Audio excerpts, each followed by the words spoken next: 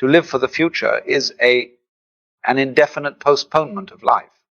We believe that the future is what we're responsible for and what we're supposed to live for, and that we say of a thing which we don't think is any good, it has no future. Now, when you contrast that which is absolute common sense to most people living in the Western world, it's the future we've got to work from. Contrast that with the Indian Hindu Buddhist idea of time, in which they feel that in the course of time everything falls apart, and that therefore there is nothing to be hoped for from the future. Now, they would say to us, isn't that obvious to you? Because after all, don't you see that all organisms, all entities whatsoever, fall apart in the end? Some go fast, some go slow. What do you mean?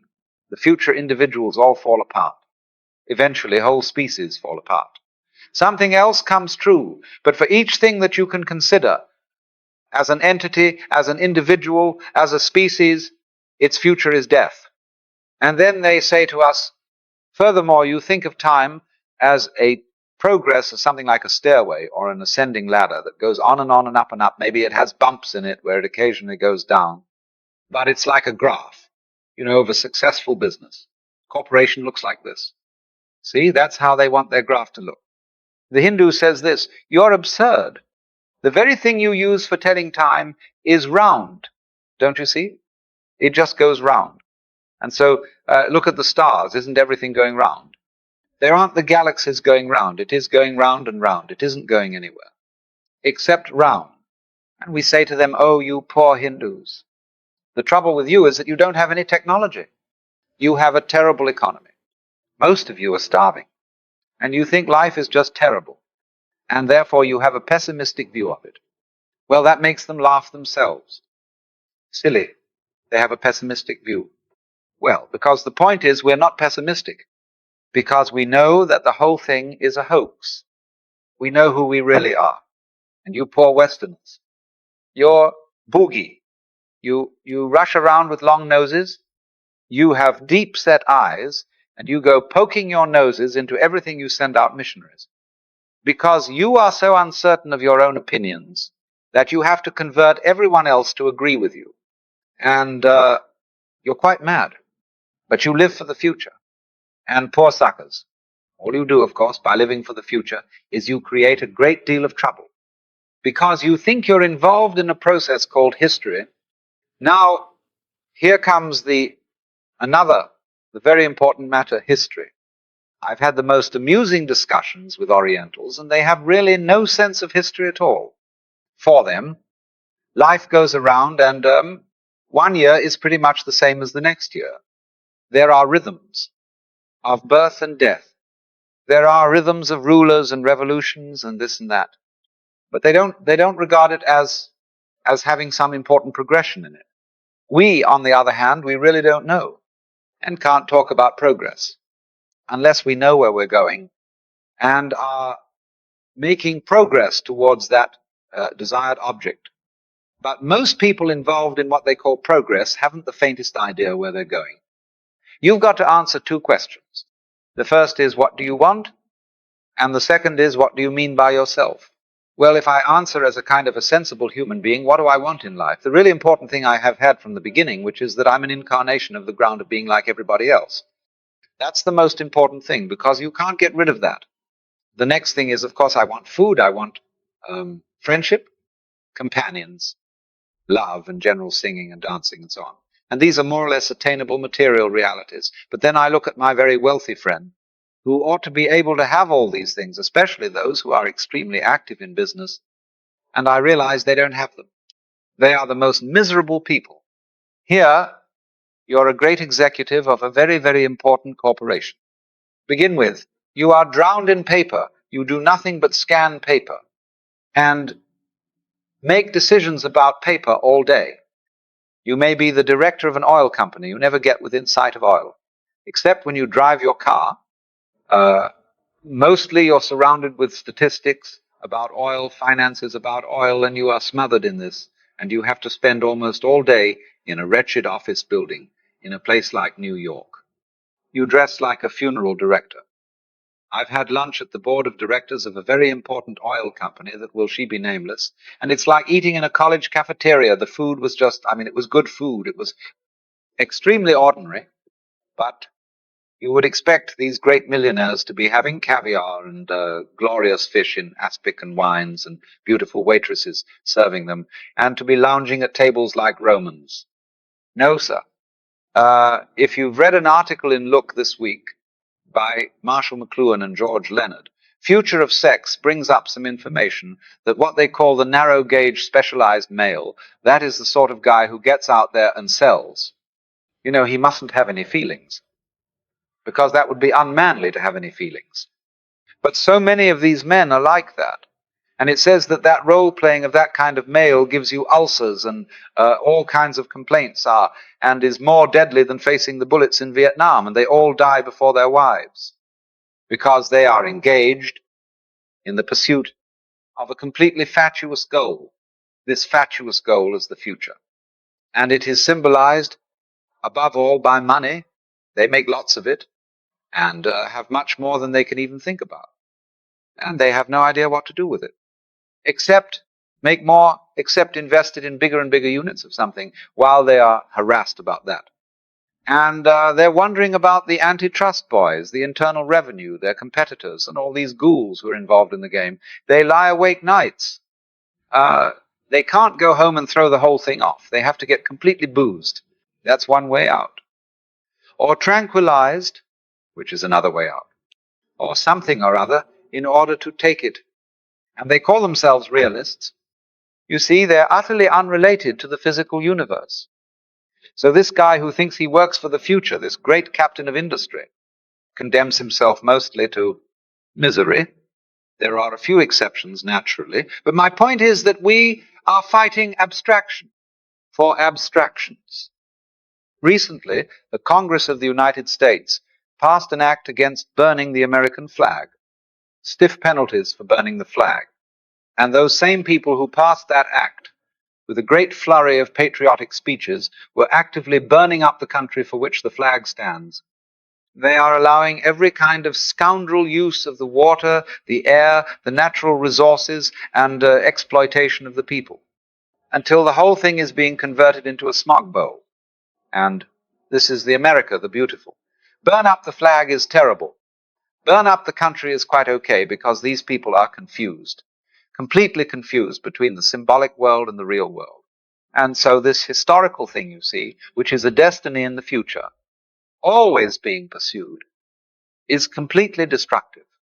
Because technology, clocks, instruments, measurements are fine for people who know how to use them, people who know what they want. You can make significant plans for the future if and only if you are alive today and now, and know how to live now, and know what to do with now. But if you don't, you see, you never will. Because the only time to start living is immediately do it. I mean, you know, why wait around for something to happen? Let's live it up now. Let's have a ball, you see, but we don't. If you go through in your education a whole series of steps, the word in Latin gradus means a step. So we have first grade, second grade, third grade, gradus, finally become a graduate. You know you've gone along the steps, but you're still doing it. So that when you become finally successful as the president of your corporation, you have a funny feeling of being cheated. You've climbed the stairway and you've got to the top and there's nowhere else to go. And since you've never been taught to live in the present, you don't know how to. So an insurance salesman comes around and says, listen, I've got the very thing for you. Retirement program. Because when you're 65, you'll drop out of the system. And then you'll really be able to enjoy yourself. See, despite your prostate trouble, menopause, false teeth, and everything else, and the art of living in the eternal now is not taught in our educational system. And it's not taught because it's thought of as being feckless, irresponsible. It isn't irresponsible at all. It is everybody's duty, I can put it that way, to enjoy themselves. Because if you don't do that, you become a nuisance, you become aggressive, you become a robber, you become a thief, you become somebody who's trying to organize the rest of the world. That is to say, a power maniac, simply because you haven't learned the very simple, inexpensive art of living in the present moment. It really doesn't take an awful lot of energy to maintain a human life. If you really consider what you need to eat, what you need to wear, how much housing you have to have, it comes down to something quite simple. And the simpler, the more you have the capacity to enjoy watching a raindrop crawl down a window. But if you watch a raindrop crawl down a window and you think, man, look at that, everybody says you're crazy. You're watching a raindrop fall down a window. Can't you find something more important to do? That means, can't you make more trouble than that? So the mentality that doesn't recognize the importance of watching a raindrop crawl down a window is the one that is creating the trouble in the world today. Say you are of no value, you're not even human, unless you're changing things, unless you're interfering, unless you're progressing. We confuse growing with progressing unless something is happening. And great operation, a new project is going on, and you're busy with it. We say, well, you're lazy, you're good for nothing because you are not working for the future. But they say if you're working for the future, you're quite mad. So they don't work for the future. Just like a Chinese coolie works long enough to make some money, then he knocks off work and he goes to the gambling joint and he gambles, or he smokes opium, or just generally wanders around and digs the scene. And we say, well, that's awful, that's irresponsible, you can't do that, that's not maintaining the world properly. What do you think maybe that is maintaining the world properly? Maybe it's we who think that everything should be progressing, who are destroying the world. Of course, we are by our Protestant ethic, by our notion of keeping everything in charge. It's true, we have a great initial success, we destroy diseases, we keep people alive, but on the end is the bomb to get rid of it all. Entirely. So these non-political people are saying to us, the trouble with you is you don't know what you want. You have a future which you're working for, but you're all ret and no vomit. You promised yourselves that a good thing is going to happen. You keep promising, even your money is a promise.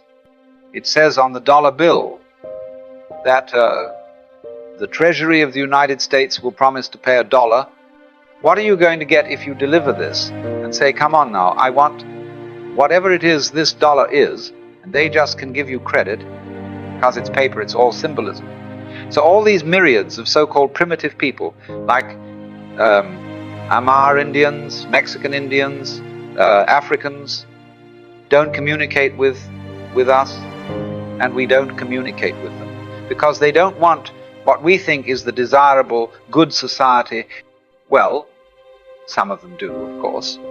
So in Japan, for example, the Japanese have been thoroughly conned into the idea that the Western way of life is a great thing, and so they are by and large frantic industrialists. And so as a result, the cities of Nara, Osaka, Kobe are covered in smog. Tokyo is just a madhouse. They're getting it. So the whole point is the future is an illusion. The basic ideas in Hindu cosmology that in the course of time you go through the series of yugos or the epochs, and you begin with a great state of affairs, and it gradually deteriorates is a way of saying to people, in the course of time, things only fall apart. Therefore, get out of time, get off the wheel of samsara, the rat race. So this underlies my idea of what I call the politics of diversion.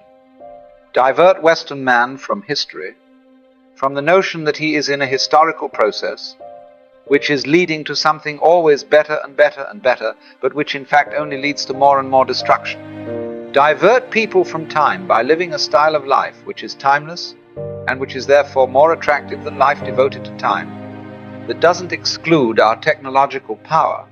Part of the whole point of technology is that through technology we have the power to obliterate poverty completely. But this must not be looked at in a historical way. While it is looked at in a historical way, it will not work. That is to say, the whole problem of money and the distribution of the wealth of the world, as produced by technology, is a psychological problem and not a material problem. People are hypnotized with money, which is the symbol of wealth, as if it were something that was valuable in its own right. That's the confusing money with gold. When Ramakrishna said that one of the evils of the world was gold, he was, I think, perhaps unconsciously quite correct. There's a story that once upon a time all the banks in the world got tired of shipping gold from country to country, and so they decided to open an office in an island in the Pacific where all the banks had their headquarters, and all the gold was put together there. so that all they needed to do when they had to exchange some gold was to trundle it across the street, and operations proceeded beautifully for about 10 years. Then all the heads of the banks from the different countries came with their wives and their children to visit the island and have a great convention. And so they inspected the books and the transactions, and everything was in perfect order. The last, the children said, "Daddy, want to see the gold?" So the bank president said to the managers, "Take our children down to the vault so that they could see the gold." And so all those managers said, it's sort of difficult and a little problematic, and it takes a lot of time. And the president said, "Well, don't be stupid. What's the matter? Can't they see the gold?" So they hummed and hawed and said, "Well, we're sorry to report that 7 years ago there was a disastrous subterranean earthquake, and all the gold was swallowed up. But of course we all knew how much we had at that time, and so we've kept the books accordingly." So it's a joke. People don't realize, in other words, that money is bookkeeping, nothing but bookkeeping. And therefore the whole idea of taxation, for example, is a complete anachronism. The thing that is stopping the flow of the actual wealth of the world is this fixation on money. What you need to do is actually reverse taxation and issue, instead of charging taxes, issue credit. Then, but you have to keep the credit balance to the gross national product in some form of figuring, and then everybody can circulate what they're making. Otherwise, you're in this ridiculous situation where people starving in India, and we are hoarding food supplies and burning them and dumping them in the ocean, which is a sheer insanity, but it's all based on a psychological block about money. So this kind of psychological block is what in Indian philosophy would be called amaya. It is an illusion, and it's the same kind of illusion as that of the future, of the idea that the future is when we are really going to live. And if that's the way you operate, when you get there, you're never going to be able to handle it, because you still want a future ahead of you. You're a perpetual donkey with a carrot suspended from your collar on a rod, like this pursuing you.